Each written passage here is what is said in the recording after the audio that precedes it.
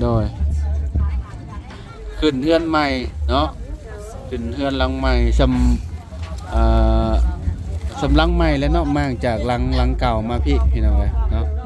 เป็นมื้อเลิกงามยามดีว่าซั่นซะเนาะถือโอกาสเนาะก็ถือมื้อเพิ่นกินกุดพอดีพี่น้องเนาะ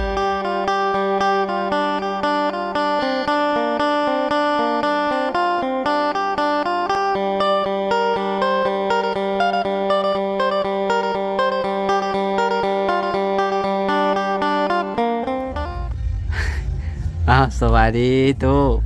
เฮ็ดยังไงนี่เนาะยังตัวหนึ่งเจ้าเปียงเอาได้หนูเราได้ยังตัวหนึ่งเจ้าเปียงเอาเปียงบ่ยังตัวหนึ่งเขาอาเมนพี่น้องเอ้ยเนาะเราได้หนูเนาะทั้งหมดตู้โตปากใหญ่เลยไปยามมื้อใดนี่ตู้ยามมื้อนี้ยามมื้อนี้กินบ่ให้เจ้ากินรถยังตัวหนึ่งเฮาแม่นเจ้าบ่อยากกินบ่เอาไว้รถเอาไว้ปิ้งรถเด้อเอาไว้เฮ็ดอาหารไว้ปิ้งกินเอ้ยเนาะเอาแม่ปิ้งกินรถปิ้งเอาปิ้งใส่ไฟแล้วโต๊ะไปใช้หม้อหยังนั่นน่ะอาหารงัวได้มื้อนี้กินงัวกินแล้วข้าวอ่ะเฮาบ่แล้วยังบ่ได้กินเจ้ากินแล้วเจ้าปิ้งชิ้นยังอยู่เพื่อนเจ้ากินปิ้งกินแล้วเจ้าสมเจ้าหาปิ้งกินแล้วเด้อต้มยังมันต้มกระดูกมันบ่เลยนั่นน่ะจะกินบ่บ่กินแล้วสมเจ้าใช่เบิ่งโอ้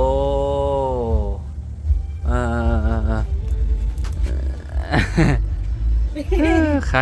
กประตูเจ้าบ่ได้กินยังบ่ได้กินข้าวจะปิ้งชิ้นยังอยู่เพื่อนนั่น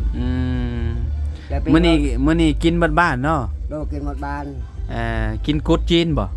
โดยกินกุดเวียดเนาะคนเวียดคักอยู่พี่น้องเอ้ยเนาะทางประตูเราก็มีน้ำใจพี่น้องเอ้ยเนาะอยากเอาหนูให้เฮาเนาะไปปิ้งรถว่าซั่นเนาะบ่เป็นหยังเอาไว้ให้ชุมเจ้าเฮาปิ้งกินรถปิ้งกินรถได้แล้วยังตัวนึงโดยย่านมันติดเรื่องบ่กล้าเอาให้เบิ่งปานใดโดยบ่เป็นหยังตู้บ่เบิ่งก็ได้เด้อเอาเก็บเมียนรถยังบ่มีกินข้าวปิ้งชิ้นนี่ปิ้งกินจะเอาซีนจักพันจะซื้อจักพันซีนฮะซื้อจักพันซีนบ่ยังเฮา100,000บ่เฮ็ดชมรวมเฮ็ดซีนส่วนรวมโดยงัวกินงัวชมรวมเลยหมดบ้านนี่ก็คือแบ่งกันความกินความอยู่เจ้าได้หลายเติบบ่ได้หลายแต่พอกินพออยู่พอกินเนาะพอกินพี่น้องเนาะคักเนาะนี่แหละยังแบบโดมีทุกปีบ่ตุแบบว่าเฮ็ดทุกปีบ่ว่าอันน่ะกุดนี่บ้านจุ๊บเจ้านี่กินทุกปีบ่จักปีกินเท่านึงโอ้ย10 ปีกินตัวนึง10 ปีกินเท่านึงอันนี้คนเวียดเอาชายเด้ชายนำเชผมนั่นให้งัวจักโตงัว2 โตบ่เอาชายอยู่ติดกับพีเด้ฮะชายนี่เป็นดูดทรายขึ้นมาเลยติดกับพีเลยพีเฮาพังอยู่พุ่นเยอะเฮ็ดบ่ได้มันคออยากได้เลยให้งัวงัวให้กินงัวเนาะงัวโตปักใหญ่เนาะตื่นแต่เช้าบ่ไป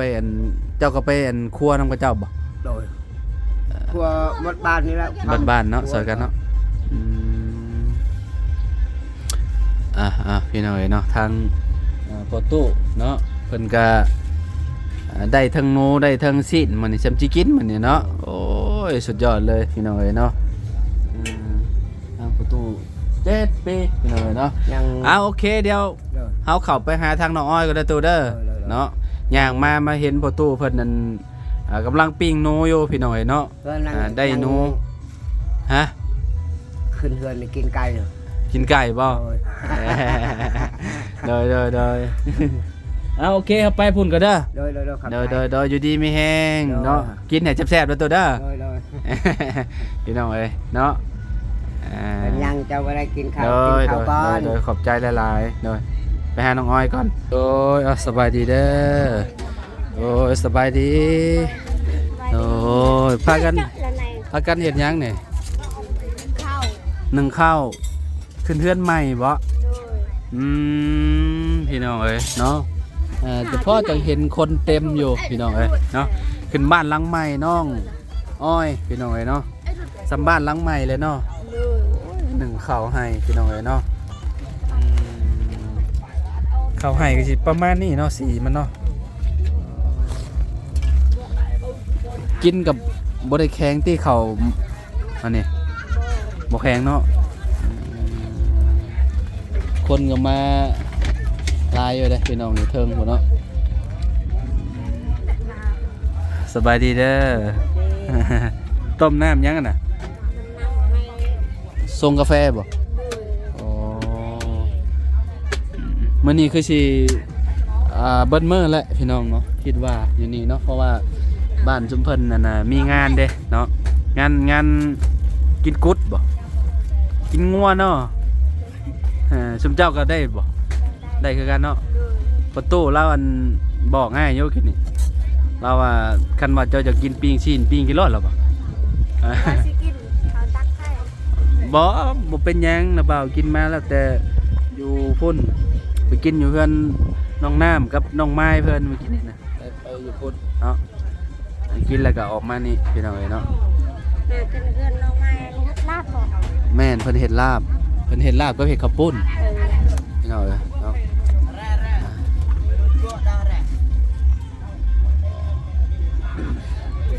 นี่ไปกินเพื่อนไหม โดย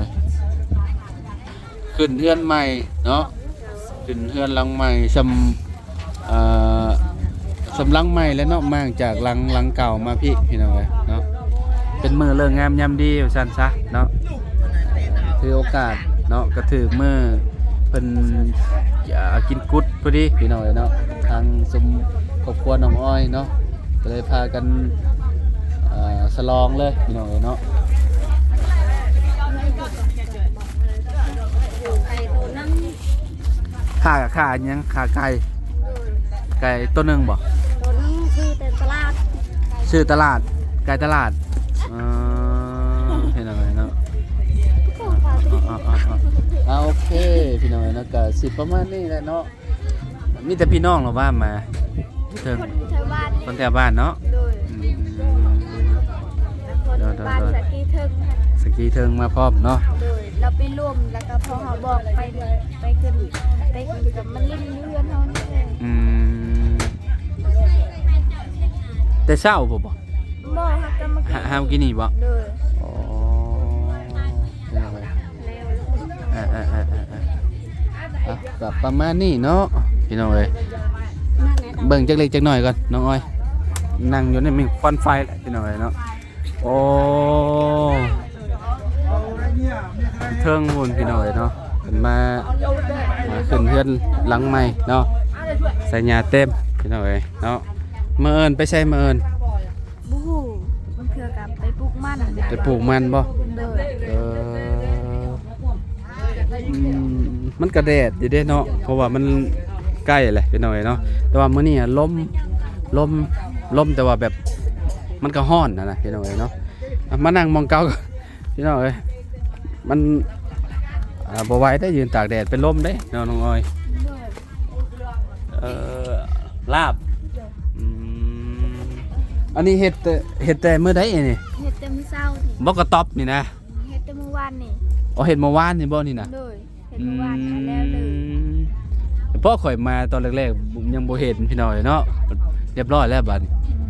ตึกแรกคือว่าเราว่าเราสิต่ออยู่หั่นแม่นนะ หมู่คือกัน ฮะ แล้วพอเฮาว่าสิต่อแล้วก็แต่มื้อวานนี้เราบ่ได้พอเฮาบ่ได้ว่าต่อบ่มีไม้แล้วว่า อ๋อบ่มีไม้ก็เลยบ่ได้ต่อหมอฮันเฮ็ดหม่องนี้ก่อนบ่ โดย อ๋อพอได้ดังไฟอยู่นี่เนาะ อืมต้องหาไม้อีกเนาะ โดย เพราะว่าอันบ่มีไม้แล้วก็ต่อบ่ได้พี่น้องนะครับได้มาปลูกกระต๊อบตัวนี้ก่อนเนาะพอได้นั่งฟืนนั่งไฟอยู่นั่นนี่พี่น้องเอ้ยเนาะยามพ้นก็คือมันบ่สาดเขาดอกเพราะมันก็อยู่ได้อยู่คิดว่าเนาะเราก็ต้องหาแนวปิดพร้อมเนาะ นี่แหละ ประตูอันนี้บ่ โดย โอ้พี่น้องเอ้ยเนาะพี่น้องเอ้ยเนาะเป็นได้นอนจะคืนแต่นอนเฮือนหลังใหม่ฝันยังอยู่บ่ บ่ได้ฟันหยัง บ่ได้ฝันบ่ โดยฟันแต่การลืม ฝันแล้วก็ลืม โดย อืม บ่ได้เว้าบ่ได้บอกหมู่ไปว่าเฮาฟันแล้วก็ลืมเลย ฝันแล้วก็ลืม โดย เอ่อในอนาคตนี่คิดว่าสิปลุกเครือหลังใหม่อยู่บ่ บ่ฮู้คือกัน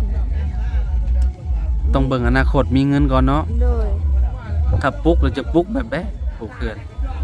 ก็คันมีเงินและกัน จะทรงแบบใด คันมีเงินก็แบบว่าพวกเฮาว่าสิเอาคืนพอตู้ จะได้เครือประตูเนาะ โดยคันมีเงิน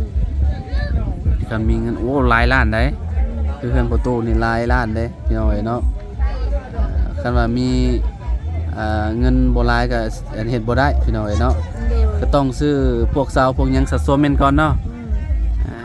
บัดลูกใหญ่พุ่นแหละจุมเจ้าใหญ่พุ่นแหละแบบว่าก็ไปหาเงินหาคำเด้อ่าคือ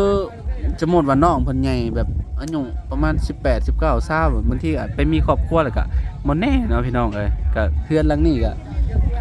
สิอยู่แบบนี้แหละก็สิบ่ได้ปลุกหลังไม้เนาะ โดยแล้วก็ถ้าน้องชายล่ะน้องชายมีเงินแล้วก็เราก็ปลูกเอง เราอยู่กับพ่อกับแม่ แม่นแหละอยู่เขตนี้มีแต่หมู่ยิงเนาะหมู่ยิงเพิ่นสิไปพี่น้องผู้ชายแหละสิอยู่เนาะอยู่เลี้ยงพ่อเลี้ยงแม่พี่น้องเนาะแบบว่าเพิ่นก็สิสมมุติว่ามีเงินเพิ่นก็ปลุกไม้เนาะ โดย บ่มีเงินก็ต้องอยู่นํกัน กับ แม่ย่ากับลูกไผ่อยู่นํกันคือเก่า โดย อืม แล้วก็มาตัดไม้แล้วก็ปลูกเฮือนแบบนี้ก็2-3หลังได้ ปลูกเฮ็ดแบบซ้ำเฮือนซ้ำเจ้านี่ติ โดย ครับ ก็พอได้อยู่เนาะ โดย เห็นแล้วได้มันบ่มีเนาะ อืม ได้สำนี้ก็ถือว่าโอเคเลยได้พี่น้องเนาะเป็นบุญของน้องอ้อยเพิ่นพี่น้องที่ว่าแบบผู้ใหญ่เพิ่นสุดช่วยเข้ามาพี่น้องเนาะถ้าแบบว่าเพิ่นบ่ซอยมาก็สิเอาผ้ากระจาดตัวเก่าแหละใส่นั่นน่ะแบบนั้นเลยพี่น้องเนาะที่ว่าทิ่มแม่นอยู่หั่นน่ะเนาะ อืม อืมสังกะสีก็สิสังกะสีตัวเก่าตัวนี้ โดย เนาะก็สิหัวอีกหั่นเนาะ ก็คือเก้า ก็คือเก่าเนาะ อืม มันแฮงสินักกว่าตอนอยู่พุ่นอีกเขาว่าเนาะฝนเวลาฝนตกฟ้าลงหั่นน่ะ โดยตอนนั้นเดือนลังเก่านะเวลาฝนตกก็หัวแบบว่าหัวบ่ได้ไล่ อืมเพราะว่าชุมเจ้าซ่อนสังกะสีเด้เนาะมันก็บ่นั่นปานนั้นเนาะ โดย อืมอ๋อพี่น้องเนาะก็เนาะดีใจน้ำน้องเพิ่นเนาะได้อยู่เฮือนหลังใหม่แล้วพี่น้องเนาะทางเฮาก็เนาะทีมงานนั่นน่ะพี่น้องแต่ละคู่แต่ละคนก็อยากซอยน้องเพิ่นเต็มที่แหละพี่น้องเนาะอันนี้มันก็ขึ้นอยู่กับบุญวาสนาของไผของลาวนะพี่น้องน้องอ้อยได้สำนี้ก็ถือว่าเป็นบุญของน้องอ้อยหลายพี่น้องเนาะได้ที่น้องอ้อยเนาะ โดย ได้ที่แบบว่าเฮาบ่ต้องไปปลูกเขื่อนอยู่บนที่คนอื่นนั่นแหละเนาะ อืม ก็ถือว่าแบบโชคดีสุดๆแล้วพี่น้องเนาะตะกี้แต่ก่อนให้บ่คิดเลยว่าสิได้เนาะ โดย อืม คิดว่าสิอยู่กับดินของเขานั่นแหละ ตลอดเลยเนาะ โดยก็บ่คิดบ่ฝันว่า โดย เป็นความฝันเป็นความจริงแล้ว ก็มาอยู่เนาะที่ตัวเองแล้วแบบว่าเฮาบ่ต้องคิดหยังหลายแล้วบัดนี้เนาะ อืม อยากเฮาอยากปลูกหยังก็ปลูกบัดนี้ โดย แบบเป็นพวกคนที่เขาจึงไข่แบบนี้ก็ปลูกไปเลยพี่น้องเนาะต้นมังมี่ก็ คันว่าเขาเจ้ายังบ่ได้ขายที่เฮาก็ยังสามารถกินได้อยู่เนาะน้องมีเฮาเนาะสมมุติว่าเขาเจ้าขายเขาเจ้าตัดทิ่มเบิดแล้วก็แล้วบัดนี้เนาะต้นบักตองก็เสียดายเด้พี่น้องเอ้ย บ่ เนาะ ต้องการสิเป็นมาก เสียดายเนาะ โดย เฮ็ดได้เนาะมันก็จำเป็นเนาะน้องอ้อยเนาะ โดย มันบ่แม่นของเฮาเนาะมื้อนี้ก็เนาะมาอัปเดตให้เบิ่งนํกันก็สิประมาณนี้แหละพี่น้องเพิ่นขึ้นบ้านใหม่ใส่หญ้าเต็มเนาะมื้อนี้เนาะ โดย ได้เลิกได้ใช้พี่น้องเอ้ยเนาะแรงนอนฝันน้องหวยเด้อ โดย บอกน้าบ่าวหน่อยเด้อ อืม มื้ออื่นวันจันทร์ซ้ำ โอเคน้าบ่าวไปเลยเด้อเด้อสบายดีเด้อพี่น้องเอ้ยเนาะเอาจังได๋ก็ขอบคุณเนาะพ่อแม่พี่น้อง FC เนาะทุกๆคนเลยที่มารับชมคลิปเด้อพี่น้องเด้อเนาะเอาสำหรับคลิปนี้ไปแล้วพี่น้องพอกันใหม่เนาะสบายดีเด้อพี่น้องเด้อ